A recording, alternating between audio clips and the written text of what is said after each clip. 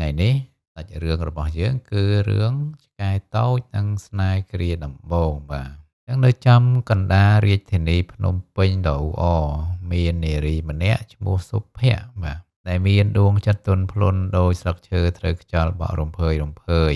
សុភ័ក្ររស់នៅឯកោជាមួយភាពរីករាយតិចតួចក្នុងជីវិតរហូតដល់ថ្ងៃមួយនាងបានរើសយកកូនឆ្កែតូចមួយពីមជ្ឈមណ្ឌលសង្គ្រោះសត្វបាទកូនឆ្កែពូជទីប៉ានូអ៊ីបាទដែលមានរោមពណ៌មាសលាយសនោះត្រូវបាននាងដាក់ឈ្មោះថានីម៉ូមិនត្រឹមតែជាសត្វចិញ្ចឹមទេតែវាជាចំណែកមួយនៃព្រលឹងរបស់សុភ័ក្រជាមិត្តដ៏ស្មោះត្រង់ដែលតែងតែនៅរង់ចាំនាងនៅមាត់ទ្វារបាទចឹងមានន័យថានីម៉ូនោះជាឆ្កែដែលល្អឆ្កែដែលគួរឲ្យស្រឡាញ់ចឹងទៅហើយនាងចូលចិត្តសត្វឆ្កែហ្នឹងណាដោយសារតែវាជាសត្វដែលស្មោះត្រង់បាទហើយនឹងចេះយកចិត្តម្ចាស់ដែរជារៀងរាល់ល្ងាចបន្ទាប់ពីធ្វើការដ៏តានតឹងសុភ័ក្រតែងតែនាំនីម៉ូទៅដើរលេងក្នុងសួនសាធារណៈដ៏ធំដែលសម្បូរទៅដោយដើមឈើធំៗនិងម្លប់ត្រជាក់បរិយាកាសនៅក្នុងសួនឧទ្យានពោរពេញទៅដោយក្លិនស្មៅស្រស់និងក្លិនផ្កាម្លិះរយរាយដែលធ្វើឲ្យចិត្តនាងបានធូរស្បើយពីកិច្ចការងារជុំវិញបាទល្ងាចមួយខណៈដែលព្រះអាទិត្យកំពុងតែបញ្ចេញពន្លឺពណ៌មាសលាយក្រហមដ៏ស្រស់ត្រកាលសុភ័ក្របានដោះខ្សែនីម៉ូចេញដើម្បីឲ្យវារត់លេងដោយសេរីបាទដោយសារតែឆ្កែហ្នឹងវាចេះដែរណាពេលខ្លះវារត់មកឲ្យម្ចាស់វាវិញចឹងទៅនីម៉ូដែលកំពុងតែលេងយ៉ាងសប្បាយរីករាយជាមួយនឹងកូនបាល់ពណ៌ខៀវមួយរំពេចនោះក៏ឃើញមេអំបៅមួយក្បាលហោះកាត់តាមធម្មជាតិរបស់កូនឆ្កែដែលចង់ដឹងចង់ឮនីម៉ូក៏ប្រឹងរត់ដេញតាមមេអំបៅនោះយ៉ាងលឿនរត់កាត់គុម្ពផ្កានិងដើមឈើធំៗរហូតបាត់ចេញពីកែវភ្នែករបស់សុភ័ក្របាទក្នុងរយៈពេលតែមួយប៉ព្រិចភ្នែកប៉ុណ្ណោះសុភ័ក្រស្រែកហៅឈ្មោះវាទាំងភ័យស្លន់ស្លោនីម៉ូកូននៅឯណាបេះដូងរបស់នាងលោតញាប់ដូចគេវាយគងភាពភ័យខ្លាចបានរត់ពេញសរសៃឈាមនិងចូលមកដល់ក្នុងខ្លួននាងហើយធ្វើឲ្យពិភពលោកទាំងមូលប្រមូលផ្ដុំប្រែពណ៌ជាស្រអាប់និងឥតមានតម្លៃនាងរត់កាត់ផ្លូវដើរសម្បូរដោយមនុស្សម្នាតែគ្មានឃើញស្រមោលនីម៉ូសូម្បីបន្តិចពន្លឺថ្ងៃលិចកាន់តែចុះខ្សោយជំនួសមកវិញដោយភាពត្រជាក់នៃខ្យល់រាត្រីភ្នែករបស់សុភ័ក្ររមៀលធ្លាក់មកដោយគ្មានការអៀនខ្មាសការបាត់បង់កូនឆ្កែដូចជាបាត់បង់ផ្នែកមួយនៃជីវិតរបស់នាងដែរបាទនាងបានទៅដល់ផ្នែកស្ងាត់ជ្រងំមួយនៃឧទ្យានដែលមានដើមឈើធំមួយដុះគ្របដណ្ដប់សុភ័ក្រអង្គុយចុះទាំងអស់សង្ឃឹមលុតជង្គង់លើស្មៅសើមព្យាយាមទប់អារម្មណ៍មិនឲ្យយំបាទខណៈដែលសុភ័ក្រកំពុងតែបន់ស្រន់សញ្ជប់សញ្ជឹងស្រាប់តែនាងបានឮសំឡេងមួយចេញពីក្រោយដើមពោធិ៍នោះអ្នកនាងខ្ញុំគិតថាខ្ញុំរកមិត្តតូចរបស់អ្នកនាងឃើញហើយអ្នកនាងបាត់ឆ្កែឬសុភ័ក្រងើបមុខឡើងទាំងទឹកភ្នែកនៅចំពោះមុខនាង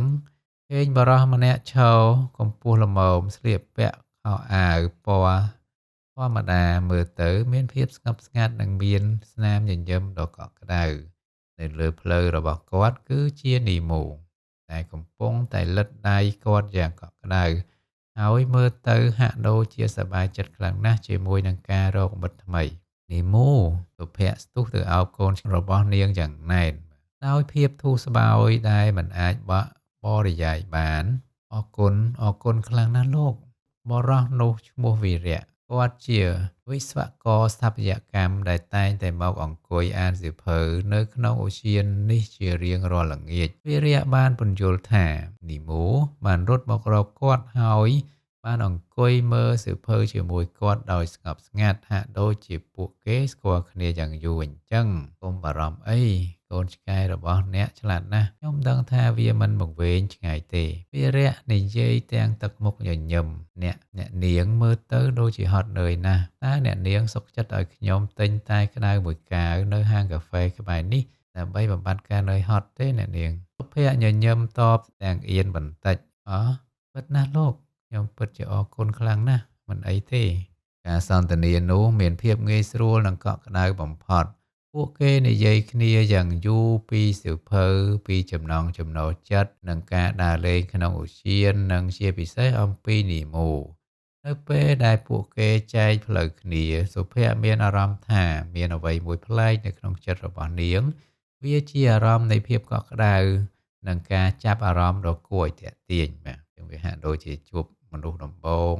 តែនាងមិនដែលធ្លាប់ជួបហើយក៏ធ្វើឲ្យអារម្មណ៍នាងប្លែកដែរបាទសុភ័ក្រគិតថានេះប្រហែលជាការជួបគ្នាដំបូងនិងចុងក្រោយហើយប៉ុន្តែជោគវាសនា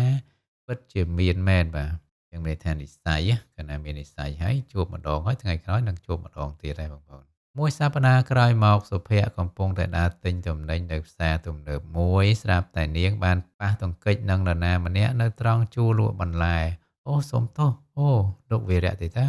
អូលោកវីរៈសើចតិចសុភ័ក្រមើលទៅដូចជានីម៉ូមិនបានមកជាមួយទេថ្ងៃនេះពួកគេបានចំណាយពេលកន្លះម៉ោងដើម្បីដើរទិញអីវ៉ាន់ជាមួយគ្នាពួកគេចែករំលែកពីរូបមន្តធ្វើម្ហូបដែលពួកគេចូលចិត្តវីរៈនិយាយថាគាត់ចូលចិត្តធ្វើម្ហូបបែបខ្មែរបុរាណហើយសុភ័ក្រក៏បានប្រាប់គាត់ថានាងពិតជាចង់រៀនធ្វើម្ហូបទាំងនេះណាស់វីរៈបានសុំលេខទូរស័ព្ទរបស់នាងដោយសន្យាថានឹងផ្ញើរូបមន្តសម្លប្រហើរដ៏ឈ្ងុយឆ្ងាញ់ឲ្យនាងក្រោយមកការជួបគ្នាដោយចៃដន្យកាន់តែញឹកញាប់ឡើងពីមួយថ្ងៃទៅមួយថ្ងៃពួកគេបានជួបគ្នានៅហាងកាហ្វេដែលពួកគេចូលចិត្តពេលខ្លះក៏ជួបគ្នានៅចំណតឡានក្រុងហើយខ្លះទៀតវីរៈក៏តែងតែមកចាំសុភ័ក្រនៅមុខឧទ្យាន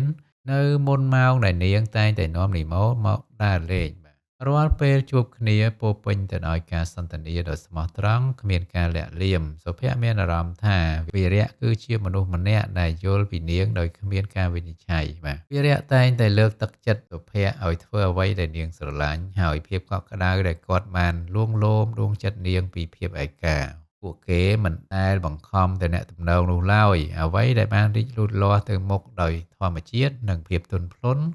ដូចជាការរីកលូតលាស់នៃផ្កាកុលាបមួយទងទំនាក់ទំនងដែលចាប់ផ្ដើមដោយការភ័យស្លន់ស្លោពីការបាត់បង់ឆ្កែបានក្លាយទៅជាស្នេហ៍ដំបូងដ៏ស្មោះត្រង់និងច្បាស់លាស់សម្រាប់ពួកគេទាំងពីររយៈពេល6ខែក្រោយមកពួកគេបានណាត់ជួបគ្នាជាផ្លូវការវីរៈបានរៀបចំអាហារពេលល្ងាចយ៉ាងពិសេសនៅផ្ទះរបស់គាត់សុភ័ក្រវីរៈនិយាយទាំងកាន់ដៃនាងយ៉ាងណែននៅពេលពួកគេអង្គុយនៅក្រោមពន្លឺចង្កៀងដ៏ស្រទន់ខ្ញុំគិតថាមនុស្សជាច្រើននិយាយថាជោគវាសនាមិនមានពិតតែបើយើងមិនបានជួបគ្នាដោយសារនីមូខ្ញុំមិនដឹងថាតើខ្ញុំអាចស្វែងរកស្នេហាដែលស្មោះត្រង់និងកក់ក្ដៅដូចអ្នកមកពីណាទេសុភ័ក្រសម្លឹងទៅមុខវីរៈក្នុងកៅភ្នែកដ៏ស្រទន់ពោរពេញទៅដោយភាពជឿជាក់និងក្តីស្រឡាញ់ខ្ញុំគិតដូច្នេះដែរវីរៈនីម៉ូមិនមែនជាឆ្ងាយទេតែវាហាក់ដូចជានាំឲ្យពួកយើងជួបគ្នាមួយឆ្នាំក្រោយមកបន្ទាប់ពីការណាត់ជួបគ្នានីម៉ូធំឡើងហើយមានកម្លាំងខ្លាំងក្លាជាងមុនហើយស្នេហារវាងសុភ័ក្រនិងវីរៈកាន់តែចាស់ទុំទៅនិងជ្រាលជ្រៅទៅថ្ងៃមួយពេលដែលពួកគេដើរលេងក្នុងឧទ្យានដដែលតែជាកន្លែងដែលពួកគេបានជួបគ្នាគ្រាដំបូងនោះវីរៈបានលុតជង្គង់ចុះគាត់មិនបានប្រើពាក្យសម្ដីដ៏អស្ចារ្យអ្វីទេគ្រាន់តែជាភាពស្មោះត្រង់ដែលចេញពីដួងចិត្តសុភ័ក្រអូនគឺជាផ្ទះរបស់បងរាល់ថ្ងៃដែលយើងនៅជាមួយគ្នាពោរពេញដោយភាពសុខសាន្តដែលបងមិនធ្លាប់ស្គាល់តើអូនសុខចិត្តរៀបការជាមួយបងទេហើយបង្កើតគ្រួសាររទូចមួយបងនឹងនីម៉ូទេសុភ័ក្រមិនបានឆ្លើយតបភ្លាមទេនាងគ្រាន់តែញញឹមទាំងទឹកភ្នែកហូរចេញមកដោយភាពរីករាយនិងកក់ក្ដៅទឹកភ្នែកនេះគឺមិនមែនជាទឹកភ្នែកនៃការភ័យខ្លាចទេតែជាទឹកភ្នែកនៃសុភមង្គលនៃសេចក្តីស្រឡាញ់ដ៏បរិសុទ្ធបងអូនយល់ព្រមពិធីអាពាហ៍ពិពាហ៍របស់ពួកគេត្រូវបានធ្វើឡើងយ៉ាងសាមញ្ញនិងកក់ក្ដៅបំផុតនៅទីធ្លាក្រោយផ្ទះរបស់ពួកគេដែលលម្អដោយផ្កាចង្កៀងតូចនីម៉ូតែឥឡូវជាឆ្កែពេញវ័យបានឈរក្បែរវីរៈនៅពេលដែលពួកគេបដូរចិញ្ចៀននៅពេលដែលសុភ័ក្រនិងវីរៈបានអោបគ្នាយ៉ាងណែននីម៉ូបានព្រុសតិចហាក់ដូចជាវាដឹងថាភារកិច្ចរបស់វាត្រូវបានសម្រេចហើយស្នេហានេះគឺជាស្នេហាពិតដែលកូនឆ្កែតូចមួយបានរើសយកមកសម្រាប់ម្ចាស់ស្រីរបស់វាសុភ័ក្រនិងវីរៈបានបន្តដើរលេងជាមួយនីម៉ូក្នុងសួនឧទ្យានរាល់ល្ងាចដោយការពីមុនព ពួកគេកាន់ដៃគ្នាក្តីស្រឡាញ់របស់ពួកគេដូចជាពន្លឺថ្ងៃនារដូវស្លឹកឈើជ្រុះកក់ក្ដៅភ្លឺច្បាស់និងផ្ដល់នូវសេចក្តីសុខដ៏អស្ចារ្យក្រៃលែងជានិរន្តរ៍ពួកគេបានចាប់ផ្ដើមជីវិតជាប្តីប្រពន្ធដោយក្តីស្រឡាញ់ស្មោះត្រង់